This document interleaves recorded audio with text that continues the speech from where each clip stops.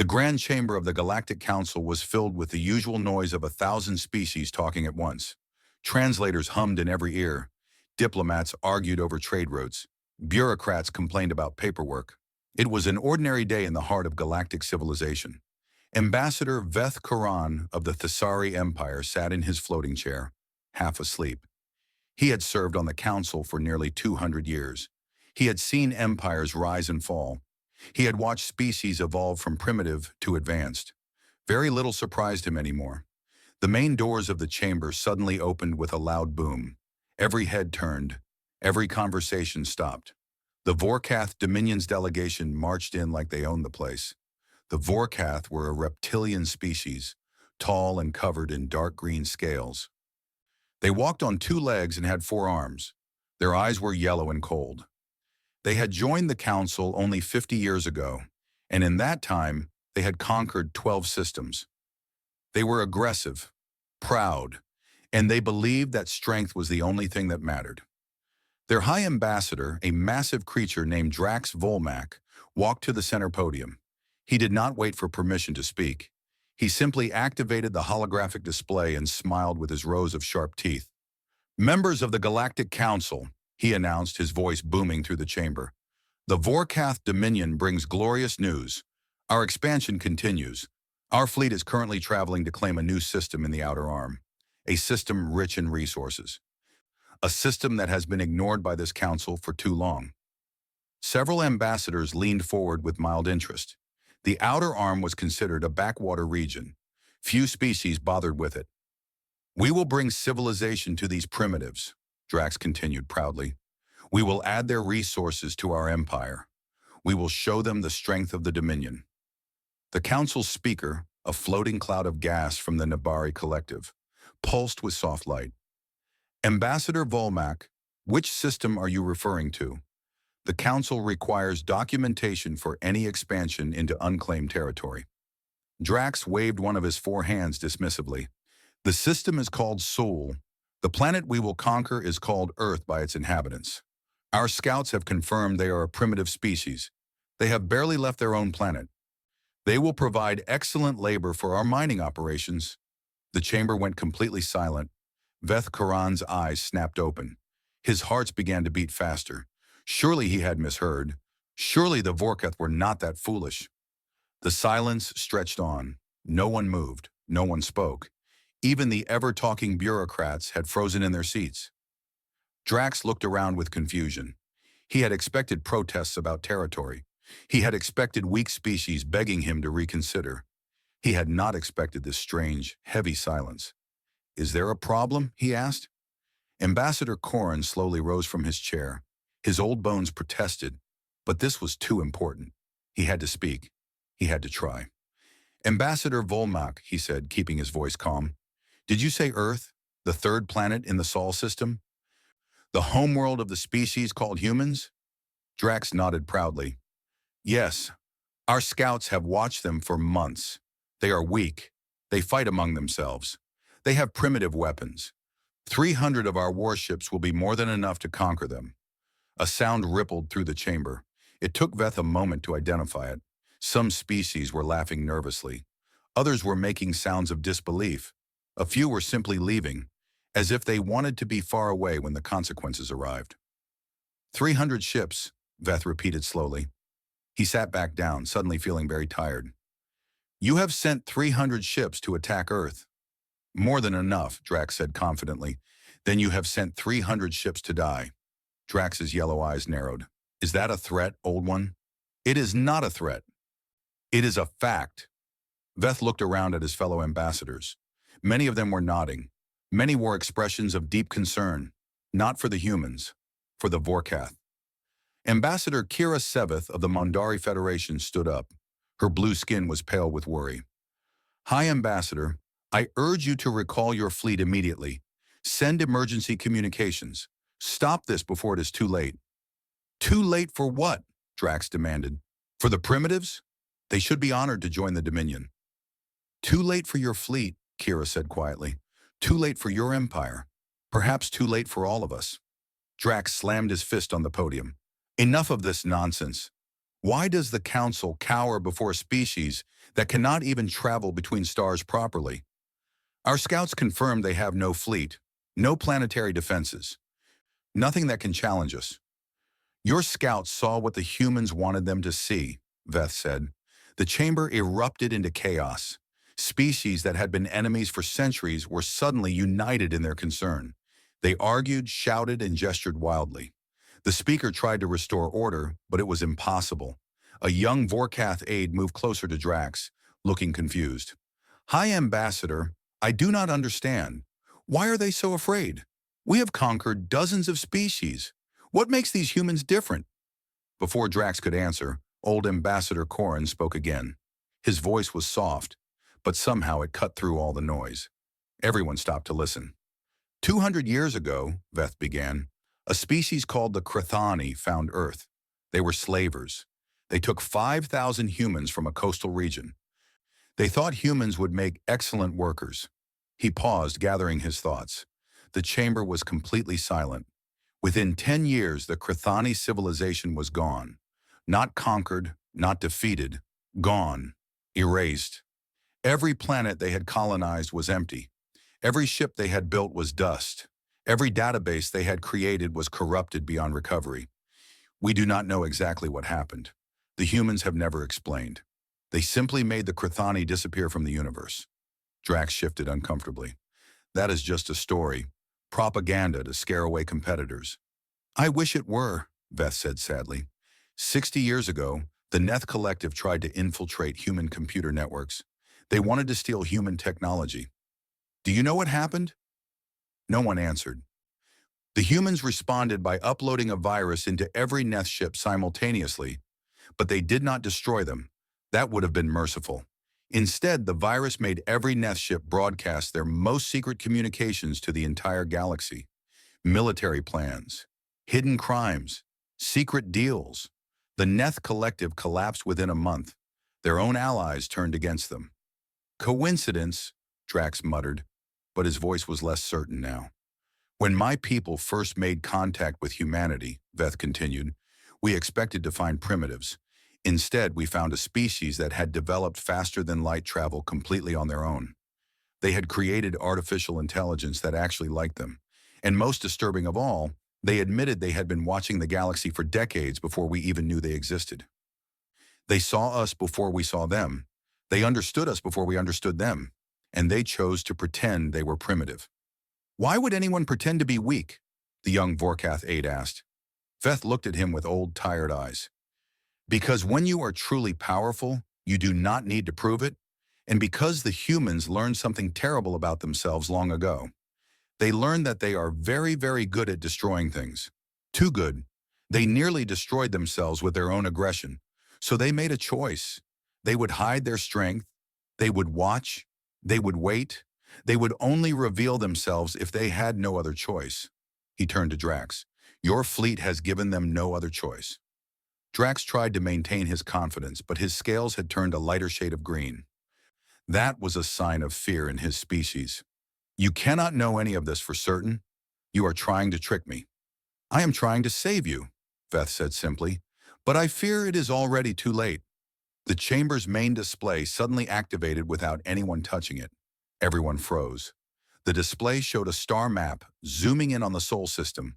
Text appeared in every known galactic language. Message from Earth Defense Command to the Vorkath Dominion. "We know you are coming. We know how many ships you have. We know your attack plans. We have known since before your fleet left your space. We give you one chance. Turn back. Do not test us. There will be no second warning." The message ended. The display went dark. In the absolute silence that followed, Drax Volmac tried to speak. His mouth opened and closed, but no words came out. His scales were now almost white. "How?" he finally managed. "How did they access our systems? How did they know?" "That is the wrong question," Veth said quietly. "The right question is, will you listen?" But even as he asked, Veth knew the answer. The Vorkath were too proud. They had never retreated from anything. They would not start now, even when faced with evidence that they should. Drax straightened his spine. His scales slowly returned to their normal color as he forced himself to be brave. This is a bluff. Advanced hacking is not the same as military power. We will continue as planned. Ambassador Kira buried her face in her hands. Several other diplomats simply got up and left. They wanted no part of what was about to happen. Veth sighed deeply. He had tried. He had failed. All he could do now was wait and hope that somehow the humans would show mercy. They had shown it before sometimes. Perhaps they would again. But looking at the stubborn set of Drax's jaw, he doubted the Vorkath would make mercy easy. May your gods protect you, Veth said to Drax, because nothing else will. Admiral Thax Korath stood on the command bridge of the Dominator, the flagship of the Vorkath invasion fleet. 300 warships flew behind him in perfect formation. Each ship was armed with enough weapons to destroy a small moon. Together, they represented the greatest military force the Dominion had ever assembled. And yet, Korath felt uneasy. The warning message from Earth had disturbed him more than he wanted to admit. How had the humans accessed the Council's communication systems? How had they known the fleet's size and plans? These questions kept him awake at night. He pushed the thoughts away. He was a warrior. He had conquered 6 systems for the Dominion. He would not be afraid of a primitive species that had barely left their own planet. Admiral, his tactical officer called out, we will exit hyperspace in 4 hours. All ships report ready for battle. Korath nodded. Good. Begin final preparations. As his crew worked around him, Korath walked to his private quarters. He needed to review the intelligence files one more time. He needed to understand his enemy. The door closed behind him. He sat at his desk and activated his personal display. The files on humanity appeared before him. Species, human homeworld. Earth, soul. System classification, Category 3. Primitive aggressive threat level. Minimal Korath scrolled through the basic information. Humans were soft creatures, with no scales or claws. They had only 2 arms. They needed to breathe oxygen and could only survive in a narrow temperature range. On paper, they seemed weak, but there were other files. Files that were marked as unconfirmed reports, improbable propaganda. Korath had ignored them before. Now, with 4 hours until battle, he decided to read them. The first file was about something called the Krithani incident. 214 years ago, a species called the Krithani had discovered Earth. The Krithani were slavers who specialized in capturing primitive species for labor. They had landed on Earth's coastline and taken approximately 5,000 humans. At first, everything seemed normal. The humans were transported to Krithani mining colonies. They worked. They obeyed. They seemed to accept their fate. Then strange things began to happen. Krithani ships started to malfunction for no reason. Navigation systems failed. Engines exploded. Communication arrays went dark. At first, these seemed like accidents. Then the accidents became too common to ignore. The human slaves were questioned. They knew nothing. They were just primitive creatures. How could they sabotage advanced technology? The Krithani never found the answer. Within 5 years, their civilization began to collapse. Ships disappeared without trace. Colonies went silent. When rescue teams arrived, they found only empty buildings and no bodies. The Krithani simply vanished, one community at a time. The last Krithani transmission ever recorded was from their homeworld. It was just one sentence. They are here. They are everywhere. They are... Then nothing. When investigators finally reached the Krithani homeworld, they found it empty. Every city was intact. Every home still had food in the kitchen. But there were no Krithani. Not one body, not one survivor. An entire species of 12 billion individuals had simply ceased to exist. The 5,000 human slaves were never recovered either. It was assumed they had died with their captors. Korath closed the file. His hands were shaking slightly. He told himself it was just a story. There was no proof that humans were responsible. The Krithani could have been destroyed by disease, or civil war, or any number of other causes. He opened the second file. This one was about the Neth Collective. The Neth were a species of networked minds. They shared thoughts through electronic connections. They were brilliant hackers who could infiltrate almost any computer system. 63 years ago, they decided to infiltrate human networks and steal their technology. The Neth expected primitive systems. They expected easy access. What they found was something different. At first, they thought they had succeeded. They downloaded enormous amounts of data, military plans, scientific research, government secrets. They celebrated their victory. Then the data started to change. Files that had been clear became corrupted. Information that had seemed valuable turned out to be false. And worst of all, the Neth discovered that for every piece of data they had stolen, the humans had stolen 10 pieces from them. The humans had let the Neth in on purpose. They had fed them false information while downloading everything the Neth wanted to keep secret. Then the broadcast began. Every Neth ship in the galaxy suddenly started transmitting. They broadcast Neth military secrets to everyone who could listen. Hidden weapons caches, secret alliance deals, evidence of crimes against other species. The broadcast continued for 72 hours without stopping. The Neth Collective collapsed within a month. Their allies turned against them. Their enemies attacked them. Their own population revolted when they learned what their leaders had done. By the end, the Neth were begging for mercy from the very species they had tried to rob. The humans never publicly took credit. They never admitted anything. But everyone knew. Korath closed that file too. His scales had turned pale again. He forced himself to breathe slowly. These were just stories, he reminded himself. Propaganda. The humans were clever at spreading fear. That was all. He opened the third file. This one was labeled simply, First Contact Thesari Report. 200 years ago, the Thesari Empire had sent a research vessel to study the Sol system. They expected to find a primitive civilization, perhaps one that used basic radio signals, perhaps one that was just beginning to explore their own moon. What they found terrified them. The human vessel that met them was unlike anything the Thesari had seen. It did not match any known design. Its engines operated on principles the Thesari could not understand. And it had been waiting for them at the exact coordinates where they had planned to exit hyperspace. The humans had known they were coming. They had calculated the Thesari approach vector before the Thesari had even decided to visit. The human captain had greeted them politely. He spoke perfect Thesari, a language he should have had no way to learn. He explained that humanity had been monitoring galactic communications for approximately 100 years. They knew about the Thesari. They knew about the Council. They knew about every major species in the galaxy. And they had chosen to remain hidden. When the Thesari captain asked why, the human had smiled sadly. Because we know what we are, he had said. We know what we are capable of. Long ago, we nearly destroyed ourselves. We nearly turned our own planet into a lifeless rock. We have learned to control our aggression, but we never forget what lives inside us. We hide because we do not trust ourselves to use our power wisely. Not yet. The Thesari had asked what the humans wanted. We want to be left alone, the human had replied. We want to watch. We want to learn. And someday when we are ready, we want to be friends. But we are not ready yet, and neither is the galaxy. The Thesari had honored that request. They had kept humanity's true nature secret. They had spread false reports about primitive radio signals and early space exploration.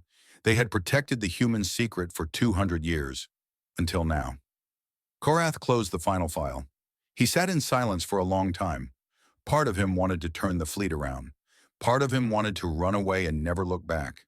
These stories painted a picture of a species that was far more dangerous than anything he had ever faced. But he could not retreat. The Dominion did not retreat. His emperor had given him orders. His honor demanded that he obey. Besides, he told himself, these were just stories. The Thesari were known for exaggeration. The Krithani incident could have many explanations. The Neth had been fools who deserved their fate. 300 Vorkath warships against one primitive planet. The math was simple. Victory was certain. His communicator beeped. Admiral, we are approaching the Sol system. We will exit hyperspace in 30 minutes. Understood, Korath replied. All ships to battle stations. Prepare for immediate engagement upon arrival. He stood up and walked back to the bridge. His officers looked at him with confident expressions. They believed in him. They believed in the Dominion. They believed that victory was their destiny. Korath took his position in the command chair. Status report. All weapons charged. All shields at maximum. All crews at battle stations. We are ready, Admiral. Korath nodded. Good. Today we add a new jewel to the Dominion's crown. Today we show the galaxy that no species can hide from our strength. His crew cheered. Their enthusiasm was contagious. Korath felt his confidence returning. The countdown continued. 20 minutes. 15, 10, 5. Exiting hyperspace in 3, 2, 1. The stars stretched and blurred as the fleet dropped out of faster-than-light travel. The blackness of space snapped back into focus, and Admiral Korath's confidence died. The tactical display lit up with contacts. Not 10, not 100. Thousands. 14,000 ships surrounded the Vorkath fleet in a perfect sphere. Ships of designs that made no sense. Ships that seemed to bend light around them. Ships that were already in attack formation. Weapons powered, waiting. Admiral, the tactical officer's voice cracked. I am reading 14,000 vessels. They are not moving. They are just waiting. Korath stared at the display. His scales turned white. His 4 hands gripped the arms of his chair so hard that the metal bent. Impossible, he whispered. They are supposed to be primitive. They are supposed to have no fleet. His communications officer spoke up, her voice trembling. Admiral, we are receiving a transmission. Audio only. Play it. A human voice filled the bridge. It was calm, almost bored, as if the speaker was commenting on the weather, not facing an invasion fleet. Vorkath Fleet, this is Earth Defense Command. You have entered sovereign human space with hostile intent. We warned you. You did not listen. You now have exactly one opportunity to power down your weapons and surrender. You will not receive another chance. The transmission ended. 300 Vorkath warships floated in the middle of 14,000 human vessels. The hunters had become the prey. The conquerors had become the conquered. And Admiral Korath finally understood why the entire Galactic Council had looked at his people with pity. Admiral Korath stared at the tactical display. The numbers had not changed. 14,000 human ships still surrounded his fleet. They had not moved. They had not fired. They simply waited like predators watching wounded prey. The bridge was silent. Every officer stood frozen at their station. The confidence that had filled them minutes ago was gone. In its place was cold, deep fear. Korath forced himself to think. He was an admiral of the Vorkath Dominion. He had won battles against worse odds. He had found victory when everyone said it was impossible. He would not surrender to fear now. Analysis, he demanded. What are we facing? His tactical officer worked at his console with shaking hands. Admiral, the enemy vessels do not match any known configuration. I cannot identify their weapon systems. I cannot determine their shield types. My scanners are giving me contradictory readings. It is as if their ships exist in multiple states at once. What does that mean? I do not know, sir. Our technology cannot explain what I'm seeing. Korath's jaw tightened. What about weaknesses? Every fleet has weaknesses. I cannot find any, sir. Their formation is perfect. There are no gaps, no blind spots, and they have positioned themselves so that if we fire in any direction, we will hit our own ships with crossfire.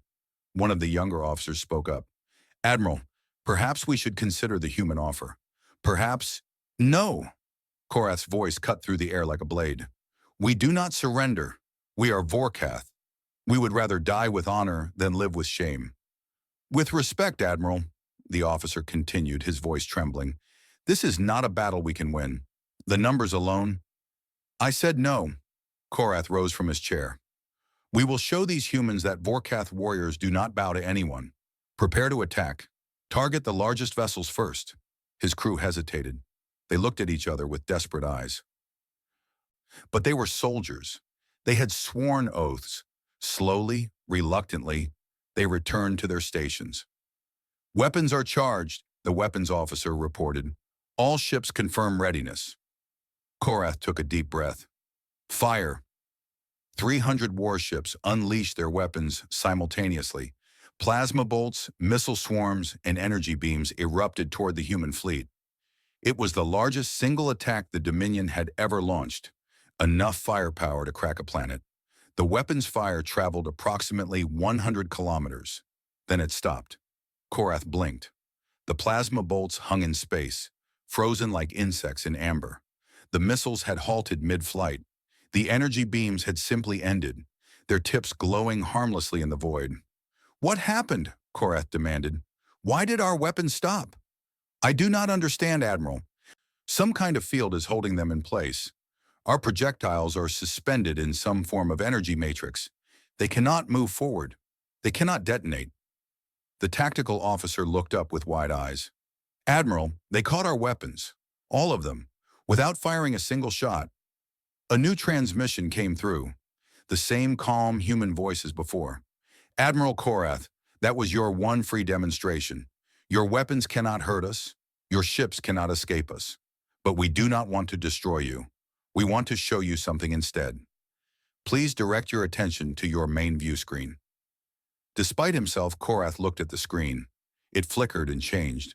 The image of the human fleet disappeared. In its place appeared a document, a Vorkath military document, marked with the highest security clearance.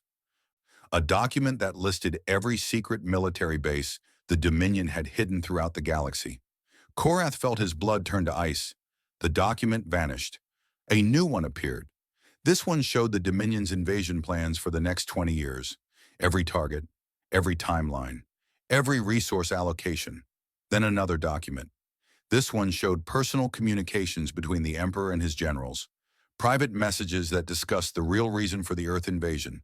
Not resources, but a massive energy source that Vorkath scouts had detected beneath one of Earth's oceans.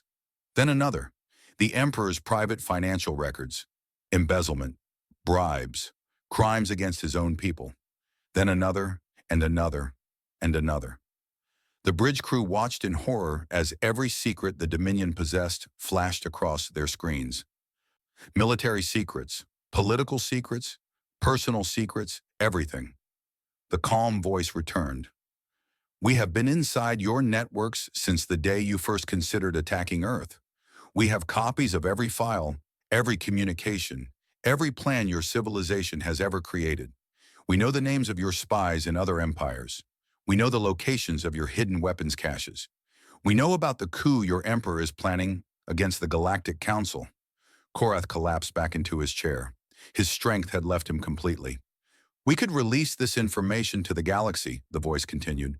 "We could destroy your Dominion without firing a single weapon. Your allies would turn against you. Your enemies would tear you apart. Your own people would revolt when they learned what their leaders have done." The screen went dark. Then it showed the face of a human female. She had dark skin and short gray hair. Her eyes were calm but not cold. She looked like someone who had seen too much and learned to accept it.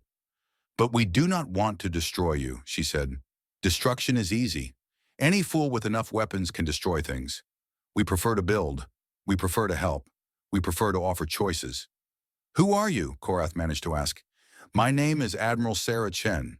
I command Earth's defensive fleet, and I would like to speak with you, Admiral Korath, face to face, alone."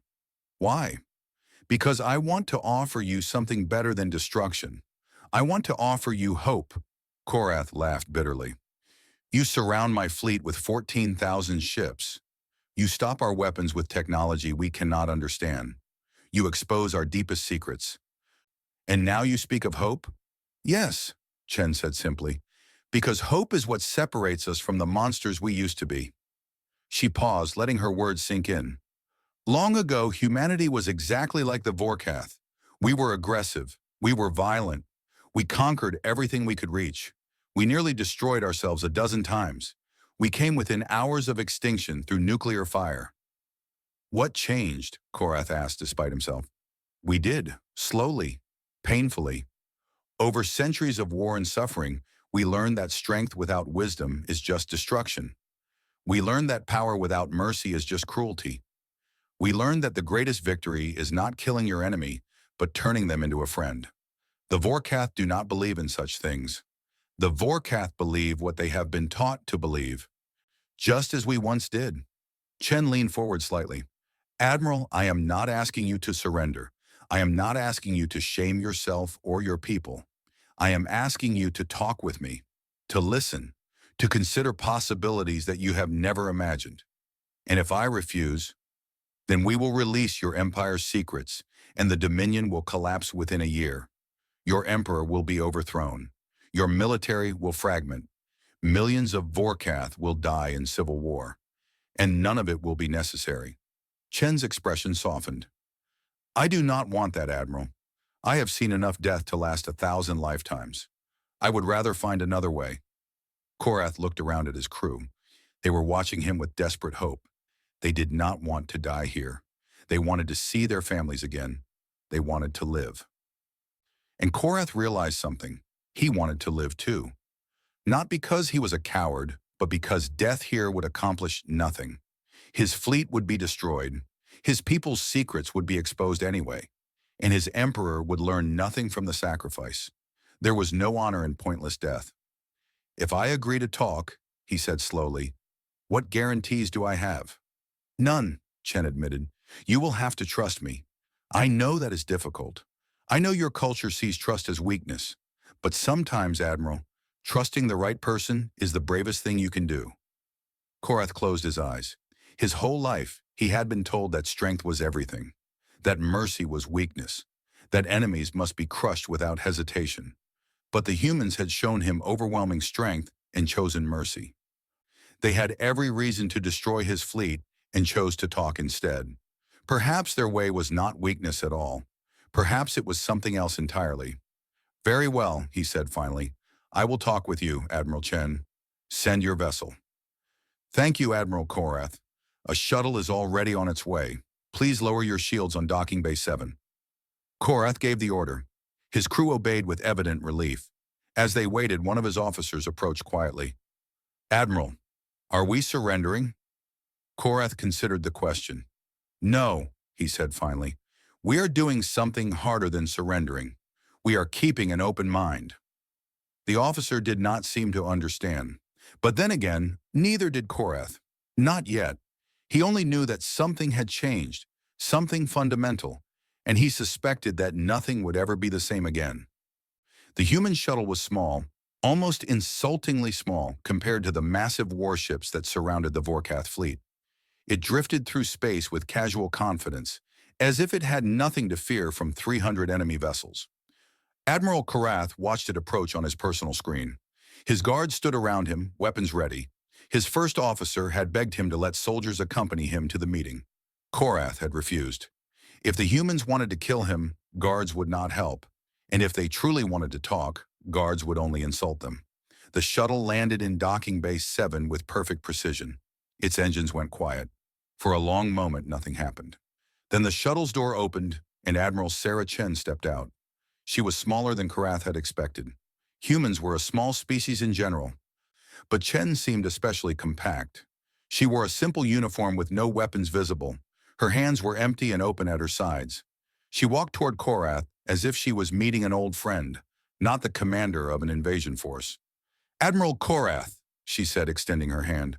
Thank you for agreeing to speak with me. Korath looked at the offered hand. In Vorkath culture, such a gesture would be an insult.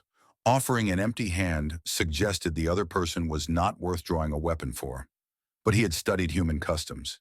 He knew this was meant as greeting. He took her hand carefully. His scaled grip could have crushed her fingers. He was gentle instead. Admiral Chen, he replied, you have me at a disadvantage. Your fleet surrounds mine. Your technology humiliates ours, and yet you ask to talk instead of demanding surrender. I confess I do not understand. Chen smiled slightly. Then let us find somewhere more comfortable, and I will try to explain. Korath led her to a conference room nearby. His guards stayed outside.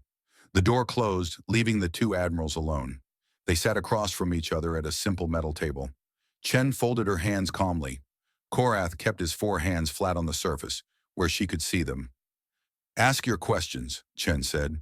I will answer what I can. Korath decided to be direct. Your fleet appeared from nowhere. 14,000 ships. We had no warning. We detected nothing until we arrived. How is that possible?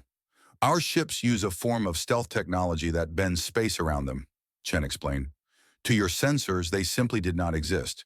We have been watching your fleet since it left Vorkath space. We tracked every course correction, every communication, every crew member's heartbeat. That level of surveillance is impossible. For your technology, yes. For ours, it is routine. Chen paused. Admiral, I want you to understand something important. We are not trying to humiliate you. We are not trying to prove we are better than you. We are trying to show you the truth of your situation so you can make an informed choice. What choice? Chen leaned back in her chair. Let me tell you a story first. 300 years ago, humanity nearly destroyed itself. We had developed nuclear weapons, bombs that could level cities in a single flash. We built enough of them to wipe out all life on our planet dozens of times over. That seems excessive. It was insane. But we were afraid and fear made us stupid. Two great nations pointed their weapons at each other, and the rest of the world waited to die. Chen's eyes grew distant. I was born long after that time, but I have seen the records. The fear, the hatred, the certainty that the enemy was less than human and deserved to be destroyed. What stopped the destruction? Luck, mostly. A few brave individuals who chose to trust each other when trust seemed impossible. A few moments of sanity in an ocean of madness. She focused on Korath again. But we learned from that experience. We learned that aggression without wisdom leads only to ash. We learned that the greatest enemies can become the closest friends if given the chance. Korath shifted uncomfortably. The Vorkath are not like humans. We have always been warriors. Our entire society is built on strength and conquest. So was ours. For thousands of years, we conquered everything we could reach. We enslaved other humans. We destroyed entire cultures. We celebrated violence and called it glory. Chen shook her head. We were exactly like you, Admiral. Perhaps worse. And if we could change, so can you. Why do you care if we change? You have the power to destroy us. Why not simply do so and remove a threat? Chen was quiet for a moment. When she spoke again, her voice was soft. Because we have learned that every species we destroy is a universe of possibilities we will never see. Every culture we eliminate is a unique perspective on existence that is gone forever. We have become very powerful, Admiral. Powerful enough to destroy civilizations with a thought, and that power terrifies us. You are afraid of yourselves? Constantly. Chen nodded. We know what we are capable of. We have seen the darkness inside our own hearts. We choose mercy not because we are weak, but because we know how easily we could become monsters. Every act of kindness is a victory against our own worst instincts. Korath considered this. It was so different from Vorkath philosophy. His people celebrated strength and saw mercy as weakness. But looking at the human admiral, he did not see weakness. He saw someone who had faced terrible choices and found a way to remain decent. What do you want from the Dominion? He asked finally. We want to offer you a partnership. A partnership? After we came to conquer you? Yes. Chen smiled slightly. We know why your emperor sent you here. Your scouts detected an energy source beneath our Pacific Ocean. They were correct. It is a zero-point energy tap, a device that draws power from the fundamental structure of space itself. It produces unlimited clean energy forever. Korath's eyes widened. Such a power source would transform the Dominion. It would end their constant need for expansion. It would solve problems they had struggled with for centuries. You would share this technology with us? Freely, without conditions. We will give you the complete specifications. Your scientists can build as many as your civilization needs. Chen paused. That is what we do, Admiral. We share. We help. We build relationships instead of empires. In exchange for what? Nothing. Korath stared at her. Nothing? That makes no sense. Everything has a price. Not everything. Chen leaned forward. We have learned that true security comes not from power over others, but from relationships with them. When we help you, we make you less likely to see us as enemies. When we share technology, we show that cooperation benefits everyone. When we offer mercy, we give you a reason to offer mercy in return. And if we take your technology and attack you anyway, then we will defend ourselves, and you will lose badly, just as you would have lost today. But we do not think that will happen. Chen's eyes met his. You are not a fool, Admiral Korath. You have seen what we can do. You have read your own history files about the Krithani and the Neth. You know that fighting us is suicide. Yet you do not demand our submission. Submission is worthless. A slave obeys because they have no choice. A friend cooperates because they want to. We prefer friends. Korath was quiet for a long time. His whole worldview was cracking apart. Everything he had been taught said the humans should be pressing their advantage. They should be demanding territory, resources, obedience. Instead, they offered gifts and asked for nothing. I do not have the authority to make agreements for the Dominion, he finally said. Only the Emperor can do that. We know. We are not asking you to speak for your empire. Chen's voice was gentle. We are asking you to go home and tell your Emperor what you have learned. Tell him about our power. Tell him about our offer. Tell him that cooperation is possible if he chooses it. And what happens to my fleet? You leave, right now, all 300 ships. You go home and you report what happened here. Korath could not believe what he was hearing. You would let us go? After we came to invade your world? You came because your emperor ordered you to come. You followed orders, as any good soldier would. That is not a crime worthy of death. Chen stood up. Your fleet will leave with full fuel reserves. We will provide coordinates for a safe hyperspace route, and we will give you a data package containing the zero-point energy specifications. She walked toward the door, then paused. One more thing, Admiral. Your Emperor will not be pleased with this outcome. He sent you to conquer, and you are returning with friendship. He may try to punish you for this. I am aware of that possibility. When you report to him, tell him this. We know about his plans, all of them. We know about his secret alliance with the Dravari. We know about his hidden weapon factories in the Outer Rim. We know about his daughter hiding on the fourth moon of Krethax. Korath froze. The Emperor's daughter. She had been hidden away 20 years ago to protect her from political enemies. No one outside the Imperial family knew where she was. How do you know these things, Wah? He whispered. We know everything, Admiral. We always have. And we have chosen to keep your secrets because we believe in giving people chances to make better choices. Chen opened the door. Tell your Emperor that his secrets are safe with us, as long as he treats you fairly. You delivered peace when he demanded war. In our eyes, that makes you a hero. He should see you the same way. She stepped through the door. Then she turned back one final time. Goodbye, Admiral Korath. I hope we meet again someday, as friends. She walked away. Her shuttle departed minutes later, and Admiral Korath sat alone in the conference room, holding the future of his entire civilization in his four shaking hands. For the first time in his life, he had been given a choice that did not involve killing someone. He was not sure how to feel about that. But as he returned to his bridge and gave the order to withdraw, he realized something surprising. He felt hope. It was a strange feeling for a Vorkath warrior. But perhaps, he thought, it was time for Vorkath warriors to learn new feelings. Perhaps it was time for everything to change. The Galactic Council chamber had never been so crowded. Species that had not spoken in centuries were pressed together in the viewing galleries. Diplomats who normally avoided each other were whispering in urgent huddles. The air crackled with tension and disbelief. Everyone had heard the news. The Vorkath invasion fleet had returned home. All 300 ships, undamaged, unconquered, and carrying technology that would change their civilization forever. Old Ambassador Veth Karan of the Thessari sat in his floating chair, watching the chaos with quiet satisfaction. For 200 years, he had kept humanity secret. For 200 years, he had watched other species dismiss Earth as primitive and irrelevant. Now, finally, the truth was emerging. The chamber doors opened. The council fell silent. A human walked in. She was tall for her species, with silver-streaked brown hair and eyes that seemed to see everything at once. She wore a simple dark suit with no medals or decorations. She walked with the quiet confidence of someone who had nothing to prove. Behind her came Admiral Thaxkorath. The Vorkath warrior who had led the invasion fleet now walked beside a human as if they were old friends. His scales had returned to their healthy dark green color. His posture was different somehow, still proud, but no longer aggressive. The two of them walked to the center podium together.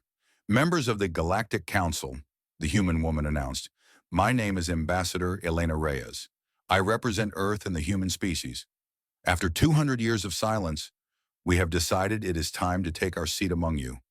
The chamber erupted in noise. Questions, protests, demands for explanation. The speaker pulsed frantically, trying to restore order. It took several minutes for the crowd to calm down. "We have many questions that require answers," the speaker finally managed. "Why did you hide for so long? Why did you pretend to be primitive? What are your intentions toward the other species of this council?" Elena nodded calmly. "All fair questions. Let me address them one at a time." She activated the chamber's holographic display. A timeline appeared, stretching back thousands of years. 300 years ago, humanity developed faster than light travel. We were excited to explore the galaxy. We were eager to meet other species. But we also remembered our own history, a history filled with violence, conquest, and destruction. The display showed images from human history, wars, invasions, mushroom clouds rising over cities. We knew what we were capable of. We had nearly destroyed ourselves multiple times. So before we introduced ourselves to the galaxy, we decided to watch, to learn, to understand what we were getting into. "And what did you learn?" Veth asked, though he already knew the answer. "We learned that the galaxy was just as violent as we had been. Species conquered each other constantly. Empires rose and fell in cycles of war. The strong took from the weak and called it natural law." Elena paused. "We realized that if we revealed ourselves, we would be drawn into these conflicts. Our technology would be used for war. Our power would corrupt us just as it had corrupted so many others." "So you hid," the speaker said. "We hid. We watched. We developed our technology in secret, and we waited for the right moment to emerge." "What made this the right moment?" Elena gestured toward Korath. "The Vorkath invasion showed us something important. It showed us that we could defend ourselves without destroying others. It showed us that we could offer mercy instead of vengeance. And it showed us that even the most aggressive species can choose a different path." Korath stepped forward. His voice rumbled through the chamber. "I came to Earth as a conqueror. I expected to find primitives to enslave. Instead, I found a civilization so far beyond mine that they could have destroyed my fleet with a single command." He paused, letting that sink in. "They did not. They offered me knowledge instead of death. They gave me technology instead of chains. They treated me as an equal, even when I did not deserve it." He turned to face the Vorkath delegation. High Ambassador Drax Volmac sat among them, his scales pale with barely contained fury. "I have spoken with the Emperor," Korath continued. "He has accepted the human offer. The Dominion will receive zero-point energy technology. Our people will never need to conquer for resources again. In exchange, we will join humanity as partners in building a better galaxy." Drax exploded from his seat. "This is treason. You were sent to conquer, not to negotiate. The Emperor has made his decision," Korath interrupted calmly. "He understands, as I now understand, that true strength is knowing when not to fight. The humans taught me this. Perhaps someday they will teach you as well." Drax sputtered but had no response. He slumped back into his seat, defeated. Elena resumed speaking. "We are not here to take over the council. We are not here to impose our will on others. We are here to offer the same thing we offered the Vorkath: partnership." The display changed again. This time it showed technology specifications, medical advances, agricultural improvements, energy systems, transportation methods. "We will share our technology freely with any species that asks. We will provide knowledge without demanding payment. We will help solve problems without expecting submission." She looked around the chamber. "All we ask in return is that you consider a different way of living, that you think about cooperation instead of conquest, that you choose to build instead of destroy." "What if we refuse?" someone called out. "What if we prefer the old ways?" Elena's expression remained calm. "Then you will continue as you have always continued. We will not force anyone to change. That is not our way, but we will also defend ourselves and our partners against aggression. Those who choose violence should understand that they will face consequences." She paused, letting her words settle over the chamber. "We have hidden for 200 years because we were afraid, not of you, but of ourselves. We were afraid that our power would corrupt us. We were afraid that we would become the monsters we had always fought against. But hiding forever was never an option. Someday we had to choose what kind of species we wanted to be. Her voice grew stronger. We choose to be guardians. We choose to be teachers. We choose to be friends. Not because we are perfect, but because we know what imperfection looks like. We have stared into the darkness of our own hearts, and we have decided that the darkness will not win. She stepped back from the podium. That is all I have to say. The seat of Earth has been empty for 200 years. Today we claim it, not as conquerors, but as partners. The galaxy is entering a new era. We hope you will join us in making it better. The chamber was silent for a long moment. Then slowly, Ambassador Veth Karan began to applaud. His old hands made a soft clapping sound that echoed through the vast space. Others joined him. First a few, then dozens, then hundreds. Not everyone. Some species sat with crossed arms and suspicious eyes. But enough. Enough to show that Elena's words had found their mark. As the applause continued, Elena walked to the human seat. It was a simple chair, dusty from 2 centuries of disuse. She sat down and looked out at the gathered species of the galaxy. For the first time since the Council's founding, Earth had a voice. 6 months later, Admiral Sarah Chen stood on a viewing platform orbiting Earth. The planet turned slowly below her, its blue oceans and green continents glowing in the sunlight. A chime indicated an incoming message. She smiled when she saw the sender. Admiral Korath, it is good to hear from you. The Vorkath's face appeared on her screen. He looked different now, calmer. His scales had taken on a healthier color, and there was something like peace in his yellow eyes. Admiral Chen, I wanted to thank you again for everything you have done. You did the hard part, Korath. You made the choice. Perhaps, but you gave me the choice to make. He paused. I have been appointed as the Dominion's ambassador to Earth.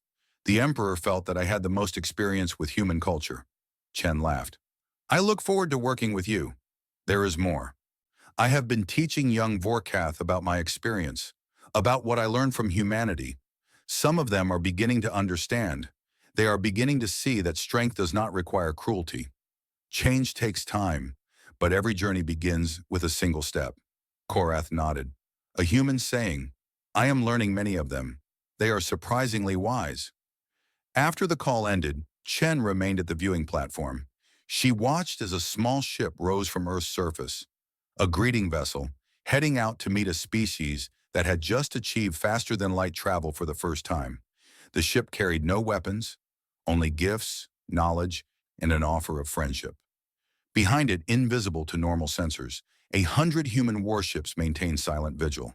They would protect the greeting vessel if needed. They would defend the young species from anyone who tried to harm them. Guardians, teachers, friends. Humanity had spent 200 years hiding from the galaxy. Now they would spend the next 200 years healing it. It would not be easy. There would be setbacks and failures. Some species would reject the offer of friendship. Some conflicts could not be solved with words alone. But Chen believed in the mission. She believed in the idea that the galaxy could be better. She believed that even the most violent species could learn to choose peace. After all, humans had learned, and they had been the most violent of all. The greeting vessel disappeared into the stars, carrying hope toward a new civilization. And somewhere in the vastness of space, a young species was about to discover that they were not alone, and that the universe was far more welcoming than they had ever imagined. This was not the end of the story. It was only the beginning.